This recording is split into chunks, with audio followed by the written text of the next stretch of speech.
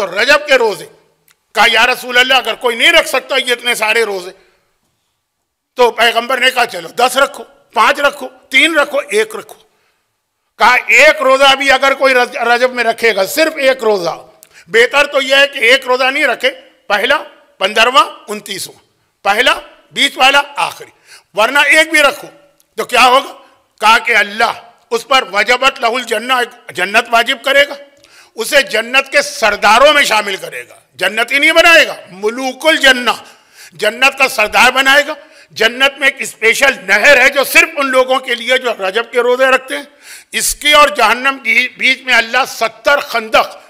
خندق پہلے بنائی جاتی تھی دشمن کو روکنے کے لیے، ہم ادھر دشمن ادھر، ایک خندق نے ابو سفیان کی فوج کو جنگ خندق میں روک دیا، ایسے شخص کے اور جہنم کے بیچ میں اللہ 70 خندقیں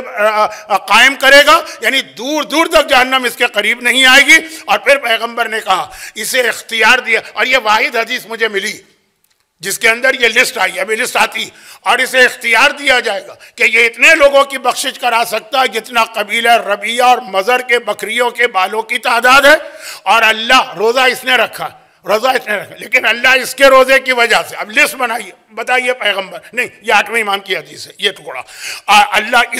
اس کے روزے کی وجہ سے ابھی ہے اس کے باپ کو معاف کرے گا، ام ہی اس کی ماں کو معاف کرے گا، اخی ہے اس کے بھائی کو معاف کرے گا، ام ہی اس کے چچا کو معاف کرے گا، امت ہی اس کی پھوپھی کو معاف کرے گا، خال ہی اس کے ماموں کو معاف کرے گا، خالت ہی اور اس کی خالہ کو معاف کرے گا، وہ جیران ہی اور اس کے پڑوسیوں کو معاف کرے گا، وہ اصدقاء ہی اور اس کے دوستوں کو معاف کرے گا۔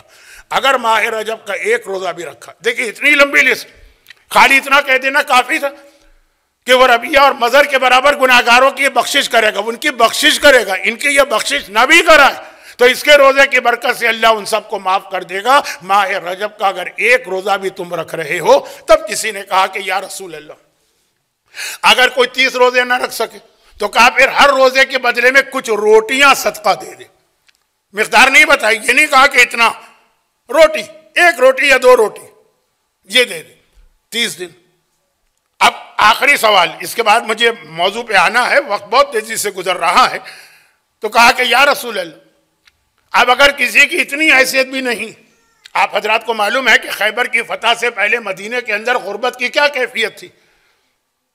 لوگوں کے پاس واقعاً کھانے کے لیے کچھ نہیں ہوتا تھا، شہزادی کی چادر گروی رکھوائی گئی ہے کئی مرتبہ، یہ ابھی آپ نے پچھلے مہینے جماعت الثانی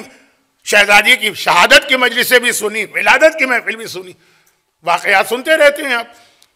تو کہا کیا کہ کسی کی اتنی حیثیت بھی نہیں، کہا وہ روزانہ بیٹھ کر کسی وقت بھی، دن میں کسی وقت بھی 100 مرتبہ سبحان اللہ پڑھ لے تو اس کو ان 30 روزوں کا ثواب مل جائے گا، جتنی دفعہ پڑھے گا۔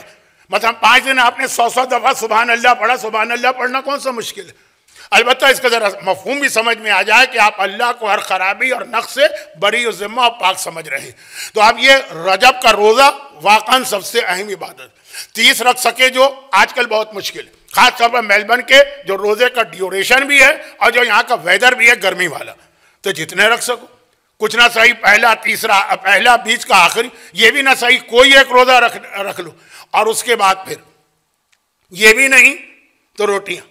اب یہاں میلبرن میں روٹی دینا بہت مشکل ہوتا ہے، اور یہ یاد رکھیے کہ جہاں اسلام میں چیز کا نام آ جائے وہ چیز دینا پڑتی ہے، پیسے دینے سے کام نہیں چلے گا۔ اور یہ نہ صحیح تو سبحان اللہ، یہ ماہ مبارک رجب کی وہ عبادتیں جن میں روزہ ٹاپ آف دا لسٹ ہے، پھر روزانہ کی کچھ دعائیں ہیں الگ الگ چینج ہو کے، اس کے بعد پھر